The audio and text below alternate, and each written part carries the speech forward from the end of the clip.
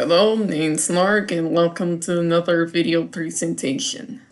Today we're going to take a look at my signature assignment for Global Food Perspectives. The topic that I'm doing today is GMO versus non-GMO food. So what really got me interested in this topic came from a debate article about GMOs. And it shows one side saying it's good for everyone and everything on planet Earth, and the other side says it's not. It's difficult to pinpoint who's the right here and how much of it is true or not. Well, let's go ahead and delve right into this poster presentation and find out. Let's begin with what's the difference. GMOs means genetically modified organisms that has its genetic makeup altered in a lab using genetic engineering or transgenic technology. Sometimes genetically modifying food is the only way to save a crop that is being decimated by disease or pests. And an example of a crop that was genetically modified due to devastation by disease is papayas in Hawaii. Non-GMO means non-genetically modified organism that hasn't been genetically altered and is essentially a naturally made organism. Some people feel it's safer to eat non-GMO food because GMOs are still a relatively new thing. After reading through the differences between the two, let's move on with the ethical type. The ethical type that I feel best applies to this topic is utilitarianism, which means that the information is being happily informed to the majority of the people. People will be informed and should be able to make their own decisions on GMOs. People will be happier to know GMOs are safe, nutritious, and healthy for human consumption. People will also be happily informed that GMO crops produce greater yields and higher production value than non-GMO foods. People will be even happier that GMOs are being carefully backed by solid evidence from trustworthy professional scientists and journalists. People could stretch their money by buying more GMO foods and less non-GMO foods. After reading through the ethical type, what's really important are the pros and the cons for GMOs. Let's begin with the pros for GMOs. GMOs improve the quality of the food, it increases crop yields and could save crops. It also has higher nutritional values such as extra vitamins and minerals than non-GMO foods.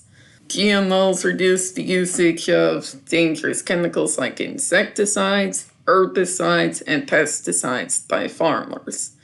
It uses less water and fewer land acres than non-GMO crops. They are cost-effective.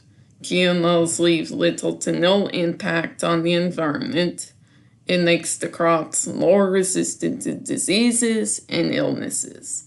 It also makes crops stronger and more resistant to damage. Provides greater resistance to dangerous climate and weather. Makes advances in biotechnology research and development. Number of crop losses are decreased. Helps create better medicines such as drugs and vaccines, for example, insulin. Now on to cons for GMOs. People can be uncomfortable with GMO food because it's still a relatively new science. There is a lack of independent scientific investigations and efficacy on GMOs. GMOs have the potential to threaten the ecological balance of both living organisms and its physical surroundings. Genetically modified animals such as fish might devastate wildlife populations. They may cause allergies by using DNA from a plant allergen and inserting it into a non-allergy crop. GMOs may also cause antibiotic resistance. GMOs are not naturally made crops. It may likely have the capacity to cause environmental damage in the future. Finally, my thoughts on GMOs. I have learned a lot about GMOs after researching through several articles, and it is in my conclusion that they are essentially at much better quality than non-GMO foods. I think that most or all genetically modified foods are absolutely safe, well fit to be eaten, and won't cause any harm to your body. I believe that they have bigger advantages over non-GMO foods, such as longer lifespans and having better health benefits. Fruits and vegetables are even healthier when they are genetically modified than their non-GMO counterparts.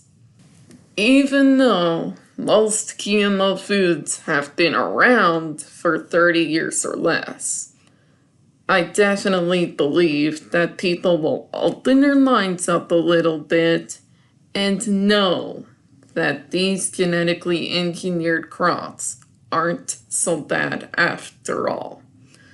Contrary to negative GMO beliefs, some bad perception on GMOs might be blown out of proportion than they should be. While it is true the long-term effects of eating GMO foods are relatively unknown, the outcome of these risks may be lower than previous studies.